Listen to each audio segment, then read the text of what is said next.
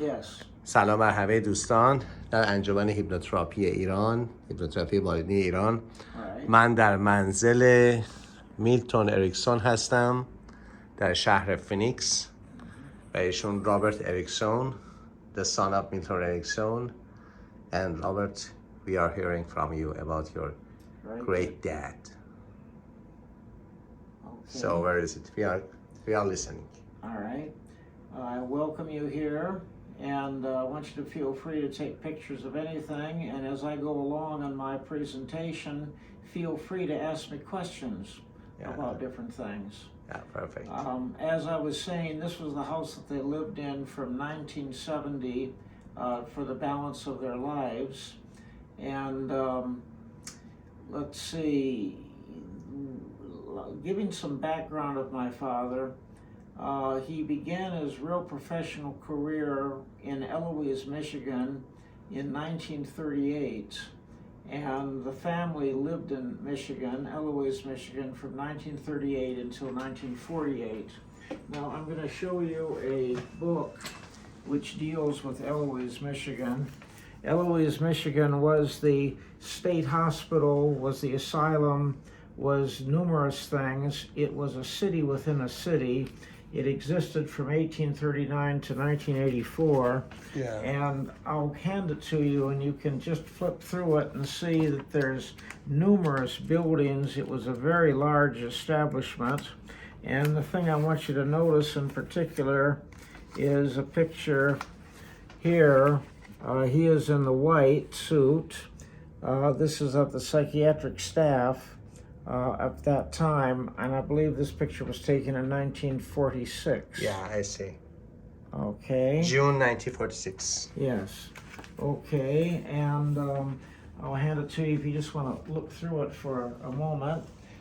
As I said, we lived there as a family until 1948, and then for medical reasons, we moved out to Arizona. This is a picture of a part of Eloise. Lois, yeah. This is, Eloise really doesn't exist anymore. It now is just marked with some historic site markers. It had as many as about 80 buildings. It was on an area of over 900 acres, and it was a city within a city in that it had its own bakery, it had its own fire department, it had its own cattle farm, its own butcher shop. As I said, it was a city within a city, and it would have easily 25,000 residents and physicians at any given time. Perfect. And after that, you moved to Arizona for Yes. medical problems of Milton. We moved, For medical problem for the Milton. yes, for medical reasons for my father. Here's another picture of Eloise, and here's another picture of some of the staff. When Milton was in Michigan, is there any serious medical problem with walking or not? And after coming to Arizona, it was a medical problem.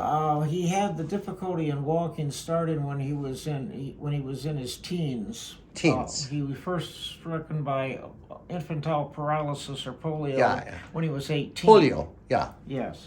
Okay. And after in what age Milton didn't walk at all? In what age? How was he old? What? In what age? How was he old? When he didn't walk? When he passed away? Yeah. No. Don't pass away. I see that in Michigan, he couldn't walk. When he was in Michigan, he could walk or not? Yes, he could. And he could walk here when he was in Phoenix. Because I have seen him with a wheelchair. Yes. What age was he? I would say he was about in his middle to late 70s when he became increasingly dependent upon the wheelchair. Yes. So until the last year, he could walk. Yes. Yeah, perfect. I mean, when I was in high school, when I was a teenager, he would take me for a drive in the country, and we'd get out of the car and we'd walk somewhere. Without wheelchair. Yes, without wheelchair. Perfect. He walked with a cane. Wow. But I mean, yes, he was able to walk quite well. until... Because we have always seen him in the movies, in the photographs with the wheelchair. I thought that from the teenage. So you say that no, at the end of the life. Right, so he was in his 60s when he could still walk. Oh. With use of the cane. I'll show you some pictures that you'll see of him standing like this. Yeah. And other positions like that. So handsome. Okay, a few other things I want to call your attention to in this room. If you look around the room, you'll see the ironwood carvings. Yeah. And you'll notice the Indian artwork.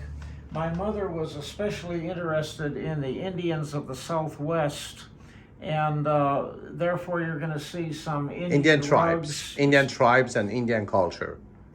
Indian tribes. Yes, Indian tribes. Specifically, it was the Navajo Indians of the Southwest that she was especially interested in. I see. You will see some Indian rugs. You will see some pottery. You will see some jewelry, some other things. You know, we have something like it in our country. It is called gappe. Gappe is a type of rug you have here. It's Persian type. All right. Okay, regarding the wood carvings, my father was very much interested in these wood carvings. Now, none of these that you see here, on that table, over in that corner, on those bookshelves over there, he did not do any of these wood carvings. These wood carvings are all done by the Seri Indian tribe, which is a tribe in Mexico. They specialize in making carvings of this type of wood. It's called ironwood, which is a very heavy wood. One of the reasons that my father was so interested in wood carvings was because... Your mother is Scottish? From Scotland? She had some Scottish background, yes. Because I see the book about Scotland here. All right. Can I see the books? Can I see the books? You can see any of the books. Help yourself. The books, you'll see that there's books about my father or by my father starting over here and here, and starting on the second shelf, you have many of the books that have been translated into foreign languages. And we have the book, we have translated the book written by J. Haley about your father, extraordinary, bizarre, and non-normal therapies, hypnotherapies in the therapeutic sessions by J. Haley. It's a very famous book in my country. J. Haley has been here to this house on more than one occasion. Wow. Many of the people he worked with... J. Haley is alive. I didn't know. No, he's not. He's not alive now. He passed away. Yeah. But he was here not too terribly long ago in this very room. Okay, as you can see, many of these are translations into different foreign languages. The book of J. Haley about the therapeutic, family therapeutic models is one of the major books in my country for university. When you want to gain your family therapy degree, you should pass the course of the J. Haley about the model and... Yes. We have numerous foreign languages that are there. I know we have Chinese, Japanese, German, Italian, French, we have Swedish. We have numerous languages.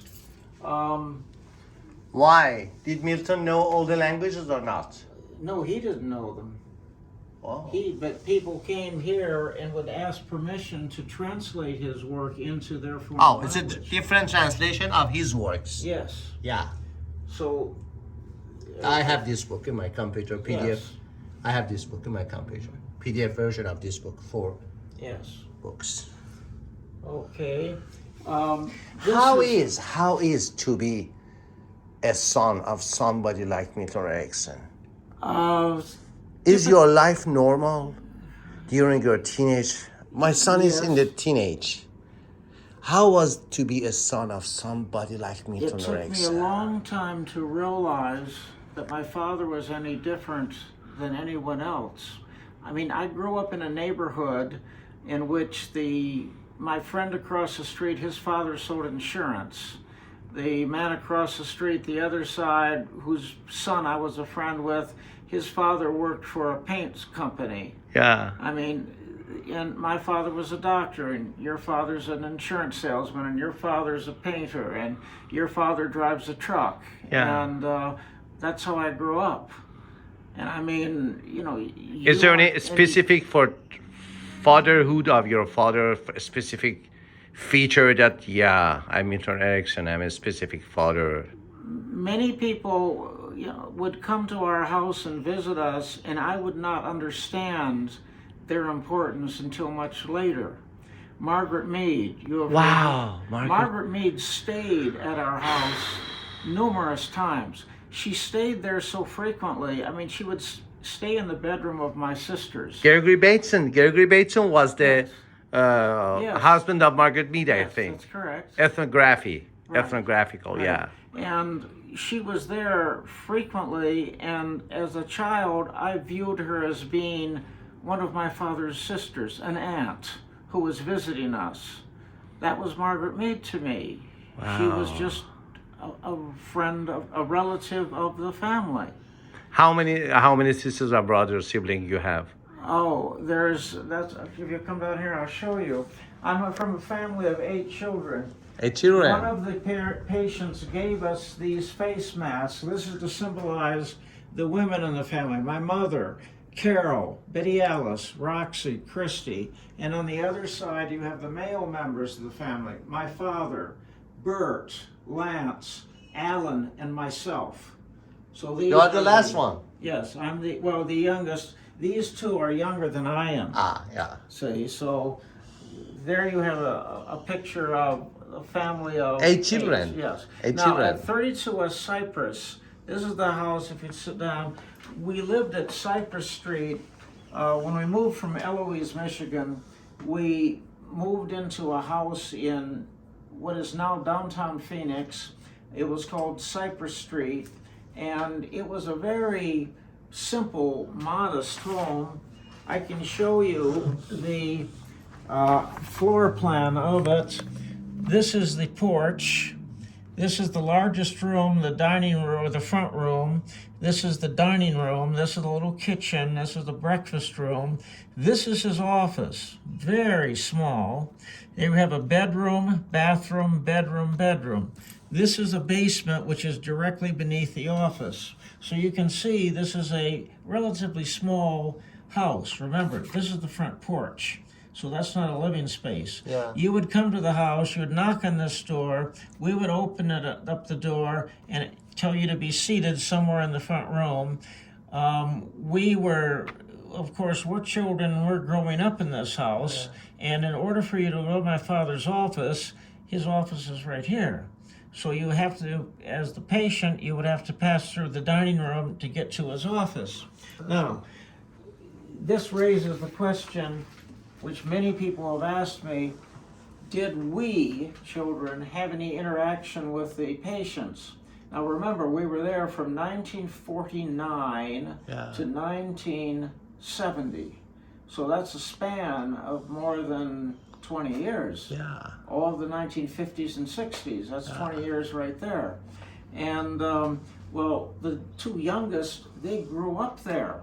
They were both born after we lived at that house. And okay, the doorbell would ring and somebody would open the door and would say to the patient, have a seat somewhere. And then we children would go on to be children. Yeah. And we're, you know, playing with blocks, we're reading books, we're putting a puzzle together, whatever. And oftentimes we would have no interaction whatsoever with the patient. And you, the patient, would be there for a prolonged period of time, and maybe I would get to know that you would always come here on Wednesdays at 2 o'clock or something. Yeah. But that's all I would ever know about you. However, there were other situations where we would have, what shall I say, very unique relationships with the patients. Now, let me give you one story, and it's important that I mention the names and the ages. I was 11, which means that Roxy was 7, Christy was 6, Alan was 14. Now, these four are the ones involved in this. And it was a day like any day. Patient came in, sat down. Roxy and I were sitting here playing a game of checkers, and the patient observes us and says to us, "What are you doing?" And one of us answered and said, "We're playing checkers." And the gentleman said, "Do you know how to play chess?" I answered the question. I'm 11 years old. I said, "No." And he said, "Would you like to learn how?" Now, I answered like an 11-year-old, "Sure."